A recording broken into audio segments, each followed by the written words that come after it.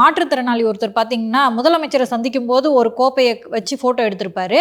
அதே மாதிரி துணை முதலமைச்சரை சந்திக்கும் போது வேற ஒரு கோப்பையை வச்சு அது வேற பாத்திரக்கடை ஃபோட்டோ எடுத்திருந்தாரு. இதை பற்றின விமர்சனங்கள்லாம் எழுந்துச்சு சார், உளவுத்துறையோட ஃபெயிலியர் அப்படின்னு சொல்லிட்டு.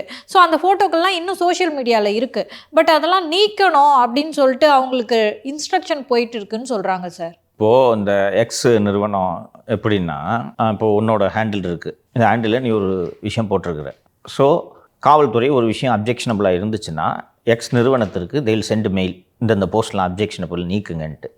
இந்த எக்ஸ் நிறுவனம் ஓரளவுக்கு ஜனநாயகத்தை கடைபிடிப்பதால் அவர்கள் என்ன சொல்லுவாங்க, இந்த மாதிரி காவல்துறைகிட்டேருந்து உங்களோட இந்த பதிவை நீக்க சொல்லி எங்களுக்கு வந்திருக்கு, உங்களுக்கு தகவலுக்கு தெரிவிக்கிறோம், நாங்கள் நீக்கிறதா இல்லைன்னு உங்கள் விருப்பம், ஆனால் இந்த மாதிரி நீக்க சொல்லி எங்களுக்கு ஒரு மெயில் வந்திருக்குன்றதை உங்களுக்கு தெரிவிச்சுக்கிறோம் அப்படின்னு சொல்லிட்டு எக்ஸ் நிறுவனம் நமக்கு மெயில் அனுப்பிச்சிடும்.